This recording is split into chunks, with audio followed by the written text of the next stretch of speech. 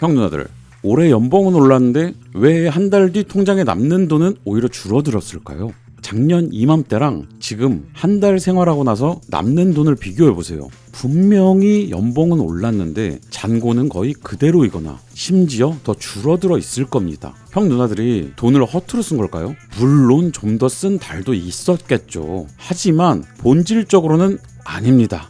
이건 기분이 아니라 잔인한 비밀이 숨어 있습니다. 지난 4년간 형 누나들 월급은 누적으로 약 14% 올랐습니다. 그리고 정부 공식 물가도 약 14% 올랐고요. 숫자만 보면 월급이랑 물가가 거의 비기는 것 같죠? 근데 실제로 매달 빠져나가는 돈을 하나하나 까보면 결과가 완전히 뒤집힙니다. 오늘은 그 14가지 이유를 하나씩 전부 싹 다 정리해드리겠습니다. 가장 심한 건 정부 공식 물가의 14배, 무려 연간 27%가 넘게 올라간 항목도 있고요. 4년간 누적으로 21% 폭등한 항목도 있습니다. 약한 것부터 시작해서 뒤로 갈수록 점점 소름 돋으실 텐데 끝까지 전부 보시죠. 근데 진짜 소름 돋는 건 뭔지 아세요? 이 14가지 항목 중 절반 이상이 뉴스에서 매일 떠드는 정부 공식 물가 통계에는 단 1원도 잡히지 않는다는 사실입니다. 먼저 이 이야기부터 짚고 넘어가야 돼요. 최근 뉴스 보시면 정부가 자랑스럽게 발표하는 숫자가 하나 있습니다. 바로 2026년 2월 기준 물가 상승률 2%. 한국은행이 애타게 부르짖던 물가 안정 목표가 딱 2%거든요. 연봉 3% 올랐고 물가 2% 올랐으니까 그래도 1% 정도는 작년보다 더 번다 생각하시죠? 근데 형 누나들 곰곰이 한번 생각해보세요. 진짜 체감이 그러신가요? 올해 들어서 마트 가고 밥 먹고 출퇴근하면서 와 물가 진짜 안정됐다 라고 느끼시는 분 계세요? 오히려 뭔가 숨만 쉬어도 돈이 쭉쭉 빠져나가는 것 같은 위압감 느끼시지 않나요? 이건 결코 여러분이 예민해서 그런 게 아닙니다.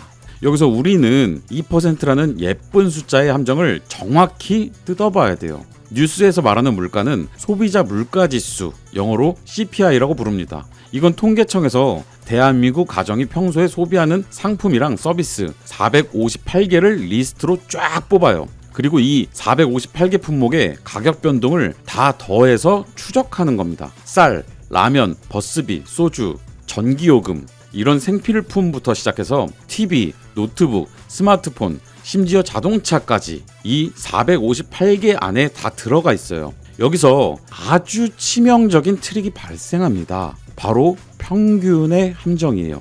평균이 2%라는 건 모든 물건이 2%씩 사이좋게 올랐다는 뜻이 절대로 아닙니다. 어떤 건 무지막지하게 올랐고 어떤 건 곤두박질 쳤는데 이걸 하나 믹서기에 넣고 싹 다 갈아버리니까 2%라는 주스가 나온 거예요. 아주 쉽게 비유를 하나 들어볼게요. 병원 응급실에 환자 2명이 실려왔어요. A 환자는 펄펄 끓는 40도 고열 환자고요. B 환자는 눈보라에 얼어붙은 34도 저체온증 환자예요. 이 두 사람의 체온을 평균 내볼까요? 놀랍게도 37도, 지극히 정상입니다. 근데 의사가 보호자한테 와서 두 환자 평균 체온이 37도니까 아주 건강하고 안정적이네요. 안심하세요. 라고 하면 그 병원 당장 뉴스에 나오지 않겠어요? CPI 2%가 딱 이 꼴입니다. 우리가 마트에 가서 사는 TV, 노트북, 스마트폰 같은 IT 가전제품들은 기술이 발전하니까 해마다 가격이 떨어지는 방향으로 잡혀요. 옷값도 패스트 패션 때문에 생각보다 잘 안 오릅니다. 이런 품목들이 지수를 멱살 잡고 쭉 끌어내리면서 우리가 매일 피부로 느끼는 밥값, 반찬값, 교통비가 미친 듯이 올라간 걸 통계상으로 완전히 덮어버리는 거예요. 한마디로 TV가 싸졌으니까 형 누나들 밥값은 안 올랐다는 논리입니다. 말이 됩니까 이게? 이걸 경제학 용어로 대체편이라고 부릅니다. 와인값이 비싸져서 사람들이 와인을 안 마시고 소주로 갈아탔는데 통계에서는 여전히 와인을 예전만큼 마신다고 계산해버리는 라스파일레스 방식의 치명적인 오류죠. 근데 형 누나들 잘 한번 생각해보세요. 우리가 TV를 몇 년에 한 번 사나요? 고장 안 나면 5년, 10년도 쓰잖아요. 근데 밥은 매일 먹어야 돼요. 출퇴근하면서 교통비는 매일 내야 되고요. 피곤하니까 커피도 하루에 한두 잔씩 꼭 마시는 분들 있잖아요. 숨 쉴 때마다 매일매일 써야 하는 돈은 5%, 10%씩 폭주하고 있는데 어쩌다 5년에 한번 큰맘 먹고 사는 TV 가격이 좀 내려갔다고 해서 나라 전체 물가가 2% 올랐다고 퉁치는 게 과연 우리 삶의 현실을 반영하는 걸까요? 심지어 정부도 이걸 알고 있어요. 그래서 통계청이 발표하는 보조지표 중에 생활 물가 지수라는 게 따로 있습니다. 이건 저 458개 중에서 우리가 자주 사고 진짜 피부로 느끼는 생필품 144개만 따로 쏙 뽑아서 계산한 지수예요. 놀랍게도 이 생활 물가 지수는 벌써 5년째 CPI를 훌쩍 넘어서고 있습니다. 당장 작년만 봐도 공식 물가는 2% 초반이었는데 생활 물가 상승률은 그걸 훌쩍 상회했어요. 정부가 스스로 발표하는 지표 안에서도 이미 현실과의 괴리가 분명히 드러나고 있는 겁니다. 자, 그럼 이제 진짜 본론으로 들어가 보겠습니다. 한 가지만 미리 말씀드리자면 형 누나들이 한 달에 가장 돈을 많이 쓰는 항목이 뭔지 아세요? 밖에서 사 먹거나 배달시켜 먹는 외식비입니다. 정부 통계로는 1인 가구 외식비가 월 30만원대, 전체 가구 평균이 월 42만원이라고 해요. 근데 이거 체감되시나요? 하루에 한 끼만 1만원짜리 사 먹어도 한 달이면 30만원입니다. 이게 왜 이러냐면 통계청 평균에는 외식을 거의 안 하시는 70대 이상 고령층 1인 가구까지 싹 다 섞여 있어서 생기는 전형적인 평균의 함정이에요. 실제 2030 직장인들 기준으로는 외식하고 배달 몇 번 시키면 한 달에 50만원, 60만원 우습게 깨지는 게 현실입니다. 과연 형 누나들 지갑에서 내 통장에서 실제로 빠져나가고 있는 돈은 어느 정도나 올랐는지 통계의 함정을 걷어내고 계산해 보겠습니다. 먼저 첫 번째 카테고리, 여러분 통장에 스치기도 전에 월급날 회사에서 원천징수로 떼어가는 그 돈들입니다. 사실 이게 제일 무섭고 짜증나는 항목이에요. 왜냐하면 이 녀석들은 아예 통계청의 458개 CPI의 품목 리스트 대상조차 아닙니다. 내 월급에서는 매달 더 많이 뜯어가는데 국가 물가 통계에는 1원도 반영되지 않는 투명 인간 같은 비용들이란 말이에요. 첫 번째, 국민연금. 올해 1월 1일 새해가 밝자마자 보험료율이 기존 9%에서 9.5%로 올랐습니다. 0.5%포인트 인상인데요. 직장인분들은 회사랑 반반씩 내니까 내 월급에서 0.25%포인트가 더 깎여나가는 거예요. 에이, 0.25%면 얼마 안 되네 하실 텐데요. 진짜 공포는 이제 겨우 시작이라는 겁니다. 정부 연금 개혁안에 따라 2033년까지 매년 0.5%포인트씩 계속 올려서 최종 13%까지 올릴 거거든요. 게다가 직장인 말고 자영업자 형님들은 반반 부담이 아니라 100% 온전히 본인 부담이니까 매년 지출이 더 큰 폭으로 훅훅 늘어나는 겁니다. 두 번째, 건강보험료 7.09%였던 요율이 올해 7.19%로 또 올랐습니다. 그냥 딱 평균 직장인 기준으로 따져보면 월 평균 본인 부담 금액이 한 달에 약 2,235원 정도 늘어난 셈이에요. 겨우 커피 반잔값이잖아 라고 하신다면 1년에 27,000원이 숨도 안 쉬고 더 나간다는 뜻입니다. 세 번째, 장기 요양 보험료. 요양보험료도 0.9182%에서 0.9448%로 스리슬쩍 올랐어요. 세대당 월 평균 한 517원 정도 오르는 건데 1년치 모으면 6,000원이 넘습니다. 이 국민연금, 건강보험, 장기요양보험 딱 이 세 가지만 합쳐도 평범한 직장인 기준으로 1년에 최소 5, 6만 원 이상 무조건 뜯기는 비용이 늘어난 거예요. 근데 다시 한번 강조하지만 이 5만 원은 물가 2% 안에 단 한 푼도 안 들어가 있습니다. 나는 작년보다 돈을 더 내고 있는데 정부는 물가 안 올랐어요 라고 말하고 있는 기적의 논리가 여기서 나오는 거예요. 그 다음으로 이번엔 숨만 쉬고 집에 가만히 앉아만 있어도 눈치 없이 막 빠져나가는 필수 고정비들입니다. 근데 형 누나들, 여기까지는 사실 워밍업이에요. 진짜 체감되는 항목들은 지금부터입니다. 네 번째, 수도요금. 서울시 사시는 분들 주목하세요. 올해부터 하수도 사용료가 매년 무려 9.5%씩 무자비하게 오릅니다. 심지어 올해 한 번 오르고 마는 게 아니라 2030년까지 매년 계속 올려요. 4인 가구 기준으로 당장 올해만 한 달에 약 1,920원씩 더 내셔야 합니다. 다섯 번째, 아파트 관리비 전국 평균으로 4.3% 인상했습니다. 특히 겨울에 난방비 13% 폭등한 거 다들 겪어보셨죠? 겨울에 춥다고 보일러 조금 틀었다가 고지서 보고 뒷목 잡으신 분들 한둘이 아닐 겁니다. 여섯 번째, 전기요금. 일단 1분기는 기적적으로 동결이 되긴 했어요. 근데 안심하긴 이릅니다. 한국전력의 총 부채가 206조 원에 달하고 2021년부터 2023년 사이에만 누적 영업적자가 무려 47조 원이 넘었거든요. 2024년에 4년 만에 흑자 전환했다고 하지만 이 빚은 아직 갚아야 할 산이에요. 전문가들이 입을 모아서 요금 정상화 없이는 지속 불가능하다고 경고하고 있습니다. 이건 언제 터질지 모르는 시한폭탄이에요. 7번째, 도시가스 요금. 이것도 올해부터 원가를 그대로 반영하는 현실화 요금이 적용되기 시작했습니다. 가스 사용이 많은 동절기에 요금 부담이 집중적으로 확 올라가는 구조로 바뀌었거든요. 자, 이제 세 번째 카테고리입니다. 우리가 매일 출근하고 밥 먹고 살기 위해 길바닥에 뿌리는 비용들이에요. 8번째, 지하철 요금. 수도권 기준으로 이미 기본 요금이 1,400원에서 1,550원으로 150원 인상 완료됐습니다. 근데 여기서 끝이 아니에요. 2023년부터 2년 동안 총 300원이 올랐는데 적자가 여전하니까 추가 인상 논의가 또 나오고 있어요. 9번째, 버스 요금. 특히 신도시에서 서울로 출퇴근하시는 직장인들, 경기도 광역버스 요금이 이미 400원이나 인상되었습니다. 하루 이틀도 아니고 400원씩 한 달 20일 출퇴근하면 왕복으로 따졌을 때 이것만 해도 6,000원이 넘습니다. 10번째, 택시 요금. 모임 끝나고 밤에 택시 타기 무서우시죠? 대전은 이미 심야할증 요금을 기존 20%에서 30%로 팍 올려버렸고요. 기존 요금 인상 러시도 전국적으로 확산되고 있어요. 경산시 같은 곳은 벌써 기본 요금 4,000원에서 4,500원으로 올렸습니다. 11번째, 진짜 피눈물 나는 외식비입니다.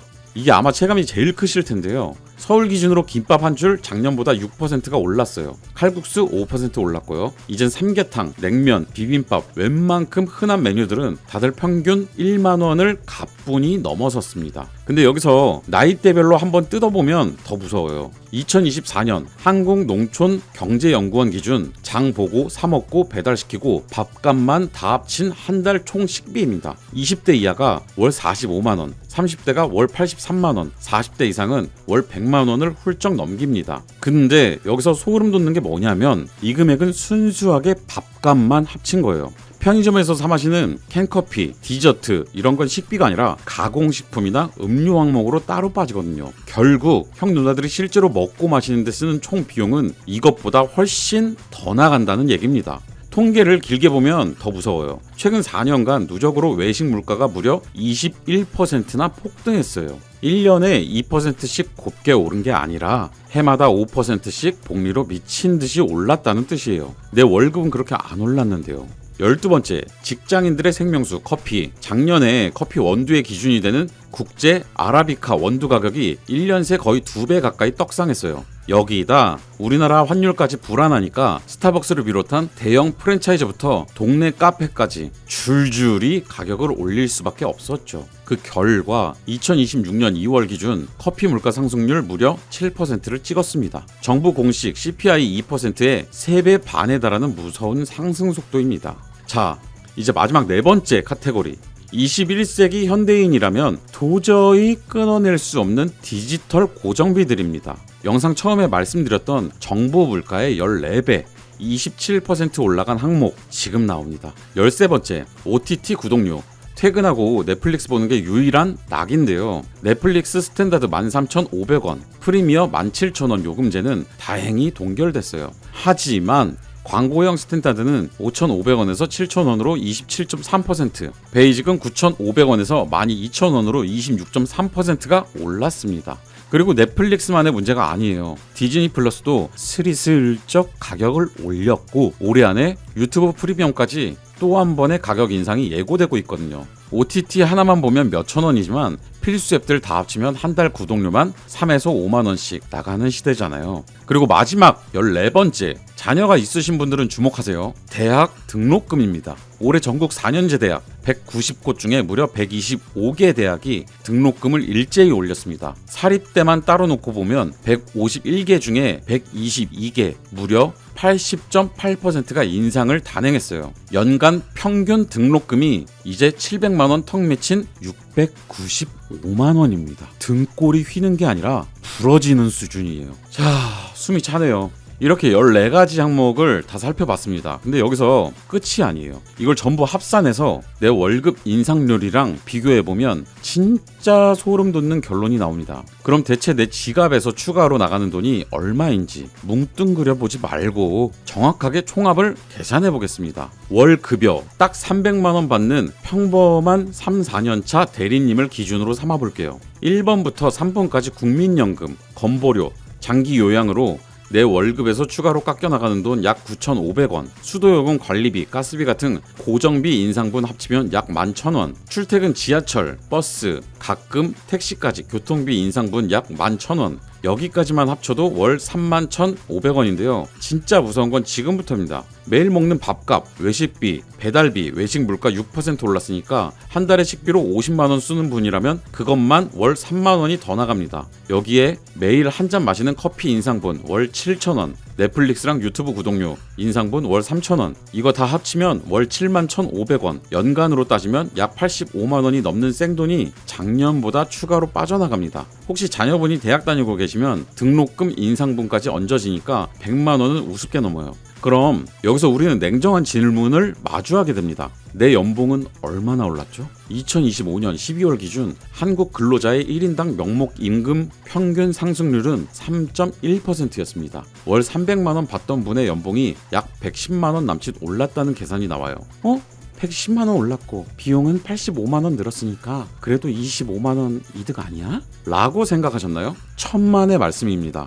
연봉이 오르면 뭐가 같이 오르나요? 근로소득세 등 각종 세금 구간이 뛰어오릅니다. 연봉이 110만원 올라도 실수령으로 통장에 찍히는 건 많아야 80만원 남짓이에요. 실수령 80만원에서 아까 계산했던 지출 증가분 85만원을 빼면 결과는 참담합니다. 마이너스입니다. 연봉이 올랐는데 실질적으로 쓸 수 있는 돈은 오히려 줄어드는 역전현상이 발생하는 거예요. 자, 영상 처음에 말씀드렸던 거 기억하시죠? 4년간 월급은 14% 올랐고 정부 공식 물가는 14% 올랐다고요. 근데 정부가 안 세주는 걸 우리가 직접 다 세봤더니 진짜 나가는 돈은 그 14%가 아니었던 거예요. 외식비만 21%, 커피 7%, 구독료 27%, 여기에 CPI에 아예 안 잡히는 보험료까지 다 합치면 쓰는 돈이 버는 돈을 역전해버립니다. 정부가 물가 기준으로는 월급이 이겼는데 현실에서는 지갑이 졌어요. 이게 오늘 이 영상을 만든 이유입니다. 뉴스에서는 앵커들이 웃으면서 말합니다.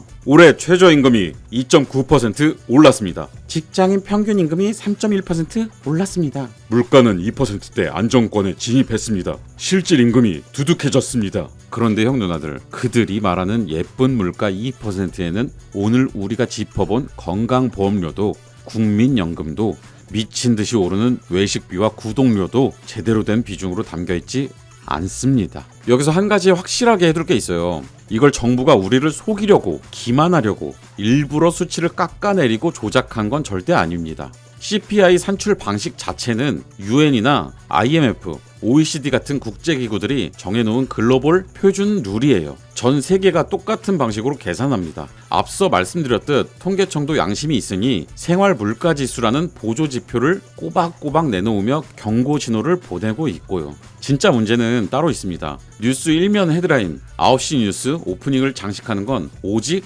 소비자 물가지수 2%라는 텍스트 한 줄이라는 겁니다. 우리나라 직장인 100명 중 99명은 생활물가가 2.4%로 올랐다는 사실을 모릅니다. 4대 보험료 요율이 올라서 내 실수령액이 깎였다는 걸 월급 명세서를 까보기 전까지는 아무도 눈치채지 못합니다. 그저 왜 이렇게 돈이 없지? 내가 이번 달 과소비했나? 하면서 자기 자신을 자책할 뿐이죠. 심리학을 조금 섞어볼게요. 한국은행 연구센터 자료를 보면 흥미로운 대목이 나와요. 한국인들이 느끼는 체감 물가는 정부의 공식 물가보다 항상 평균적으로 1%포인트 이상 높게 형성된다고 합니다. 경제학자들이나 정부 관료들은 이걸 보고 이렇게 말합니다. 이건 국민들의 심리적인 착시 현상입니다. 인간의 뇌는 원래 가격이 내린 건 다 까먹고 오른 것만 민감하게 기억하거든요. 손실회피 편향이라는 고도화된 오류입니다. 틀린 말은 아닙니다. 인간은 아까운 걸 더 오래 기억하는 게 맞으니까요. 근데 진짜 이게 단순한 심리적 착각일까요? 우리 지갑만 유난히 가벼운 걸까요?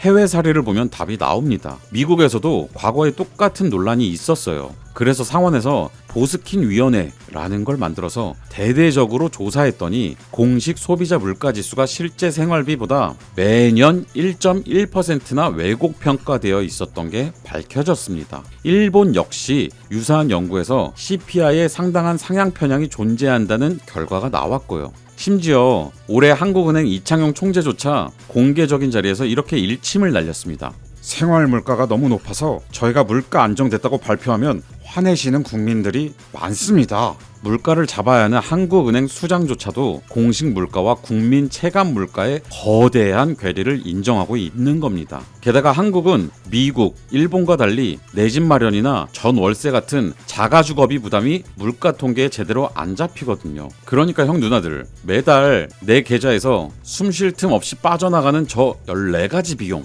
저게 심리적 오류인가요? 저게 착시현상인가요? 아니잖아요. 진짜로 내 지갑에서 현금이 더 많이 도둑질당하고 있는 현실 그 자체잖아요. 여러분의 체감이 틀렸던 게 아닙니다.